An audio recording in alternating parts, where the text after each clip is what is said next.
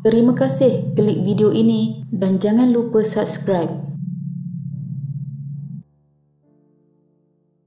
Seorang remaja lelaki berusia 16 tahun yang diculik di Seremban Negeri Sembilan pada 10 April lalu. Satu kes penculikan yang mengejutkan berlaku di Seremban 2 mencuri perhatian ramai apabila seorang remaja berusia 16 tahun menjadi mangsa sindiket jenayah yang disifatkan sangat terancang dan berani. Kejadian berlaku jam 5.45 petang pada hari Khamis 10 April 2025 di kawasan komersial Uptown Avenue, tempat yang biasanya sibuk dengan aktiviti orang ramai, kedai-kedai makan dan pusat kecantikan. Siapa sangka di tengah-tengah suasana sebegitu, satu penculikan boleh berlaku begitu pantas dan licik. Pada hari kejadian, mangsa telah pergi ke sebuah salon bersama ibunya. Selesai membuat rawatan, remaja itu keluar berseorangan menuju ke sebuah kedai serba neka berdekatan. Namun segalanya berubah dalam sekelip mata. Dua orang lelaki yang dipercayai sudah lama memerhati pergerakan mangsa bertindak menculiknya dan memaksanya masuk ke dalam sebuah kenderaan. Mereka melarikan diri tanpa meninggalkan sebarang jejak. Pada masa itu, ibu mangsa masih berada di dalam salon sedang membuat pembayaran, tidak mengetahui langsung apa yang sedang berlaku di luar. Beberapa minit kemudian, setelah menyedari anaknya tidak kelihatan, ibu mangsa menjadi panik dan segera menghubungi bapanya iaitu datuk kepada mangsa sebelum mereka membuat laporan polis. Tidak lama kemudian, penculik menghubungi keluarga dan menuntut wang tebusan sebanyak RM2 juta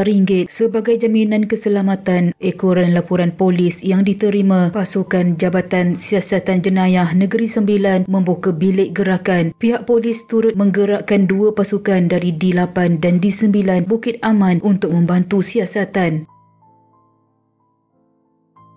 Kejadian ini berlanjutan dengan perkembangan yang menegangkan apabila keluarga mangsa terpaksa berhadapan dengan tuntutan wang tebusan yang sangat tinggi. Tetapi sehari selepas penculikan itu, mangsa akhirnya dibebaskan setelah keluarganya membayar wang tebusan sebanyak RM280,000 bersama beberapa utas rantai emas selepas mereka berjaya berunding dengan kumpulan penculik tersebut. Namun, yang lebih mengejutkan adalah cara sindiket ini bekerja. Siasatan mendapati terdapat dua kumpulan yang terlibat, iaitu satu kumpulan yang mengambil wang tebusan dan satu lagi yang bertanggungjawab melepaskan mangsa. Mangsa kemudian ditinggalkan di Sendayan Negeri Sembilan pada 8.30 malam. Pada hari mangsa diselamatkan, dia telah dibawa ke hospital bagi menjalani pemeriksaan kesihatan. Hasil pemeriksaan mendapati tiada kecederaan serius kecuali kesan lebam pada tangan serta mengalami trauma akibat insiden yang menimpanya. Selepas menerima rawatan dan memberikan keterangan kepada pihak polis, mangsa diserahkan semula kepada keluarganya di Seremban. Akhirnya, pihak polis berjaya mendapat maklumat tentang kumpulan penculik ini. Hasil siasatan dan maklumat orang awam membawa kepada beberapa siri serbuan dan tangkapan berkaitan kes berkenaan. Menurut Pengarah Jabatan Siasatan Jenayah JSJ Bukit Aman, Datuk Seri Muhammad Syuhaili Muhammad Zain, susulan tangkapan ke atas 6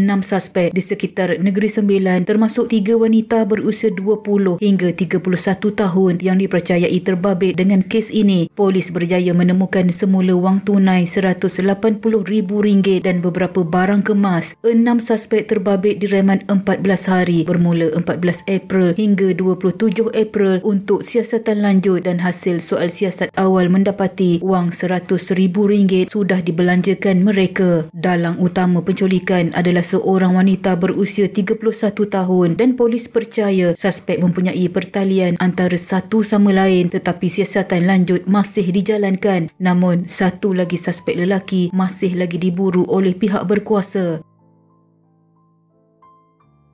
Muhammad Syuhaili berkata, suspek-suspek yang terlibat dalam penculikan ini bukan sahaja licik dalam merancang pergerakan mereka, tetapi juga sanggup mempergunakan cara yang begitu kejam, iaitu dengan memasukkan mangsa ke dalam sebuah beg pakaian serta tangannya diikat untuk mengelak dikesan pihak berkuasa. Tindakan ini dipercayai bertujuan untuk memastikan mangsa tidak kelihatan semasa dipindahkan dari kenderaan milik suspek ke sebuah rumah yang dijadikan tempat penyembunyian. Mereka juga dilaporkan menggunakan menggunakan alat pengesan logam untuk memastikan beg wang tebusan tersebut tidak mengandungi sebarang alat pengesan yang dapat mengesan lokasi mereka. Ini bermakna mereka juga mempunyai pengetahuan berkaitan perihal penculikan. Menurut Muhammad Syuhaili, walaupun siasatan sedang berjalan, terdapat kemungkinan kumpulan ini terlibat dalam kes penculikan lain yang belum lagi diketahui. Ditanya sama ada mangsa daripada golongan berada, Muhammad Syuhaili berkata ibu bapa mangsa adalah pengusaha bengkel kereta dan bekeri, manakala datuknya adalah pengusaha kilang perabot. Pada kira-kira pukul 5 pagi 14 April 2025, seorang lelaki yang dipercayai terlibat dalam kes penculikan mangsa maut dalam insiden berbalas tembakan dengan polis di Jalan Bayu Tinggi, Bandar Bukit Tinggi. Timbalan Pengarah Jabatan Siasatan Jenayah JSJ, Risikan dan Operasi Bukit Aman, Datuk Fadil Marsus berkata, terdahulu suspek lelaki berusia 21 tahun itu cuba meloloskan diri ketika ditahan dan memandu secara melawan arus. Suspek enggan memberhentikan kenderaan walaupun diberi arahan, malah bertindak merempuh kenderaan polis dan melepaskan beberapa das tembakan. Polis bertindak mengejar suspek hingga ke Jalan Bayu Tinggi sebelum berjaya memintas kereta jenis Proton Wira yang dipandunya dan berlaku insiden berbalas tembakan. Suspek akhirnya ditembak mati di tempat kejadian.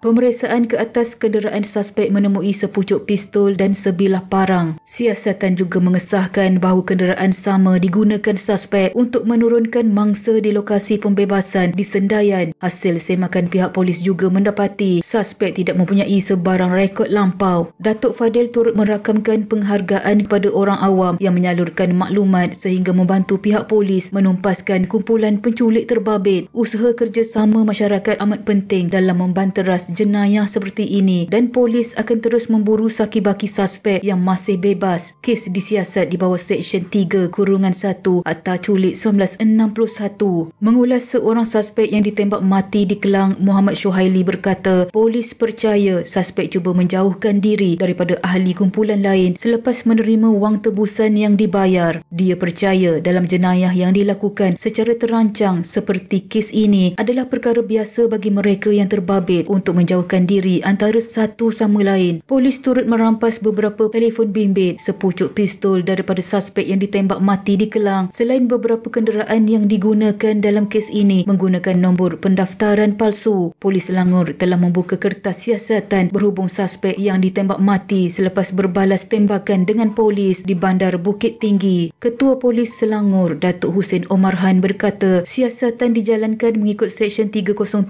Kanun Kesesaan oleh Jabatan Siasatan Jenayah Ibu Pejabat Polis Daerah IPD Kelang Selatan. Ini adalah kesalahan cubaan membunuh pegawai polis, manakala kes culik di bawah bidang kuasa Polis Negeri Sembilan.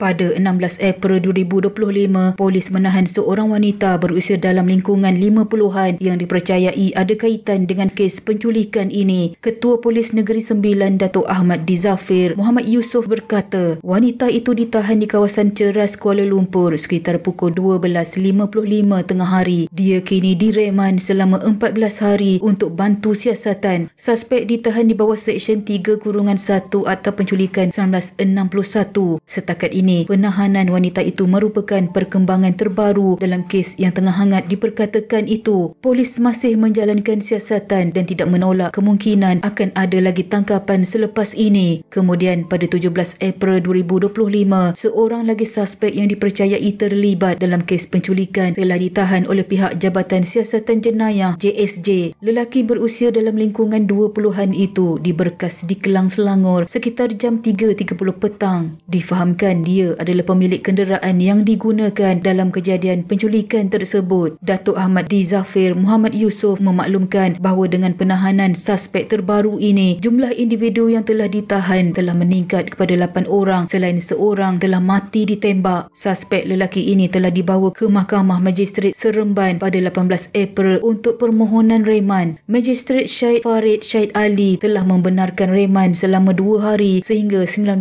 April. Tambah Datuk Ahmad dizafir lagi. Siasatan masih berjalan di bawah Seksyen 3-1 Akta Penculikan 1961 bagi mengenal pasti sejauh mana penlibatan suspek dalam kes ini. Pihak polis juga sedang giat jalankan siasatan lanjut untuk memastikan semua yang terlibat berjaya ditangkap. Kes ini menonjolkan komitmen dan ketegasan pihak polis dalam membanteras jenayah penculikan serta memastikan keselamatan masyarakat terjamin. Syabas diucapkan kepada pihak polis yang tegas dan terus menjalankan siasatan terperinci dan memburu mana-mana individu yang masih terlibat dalam aktiviti jenayah seperti ini. Semoga yang terlibat dihukum seadilnya dan seberat-beratnya.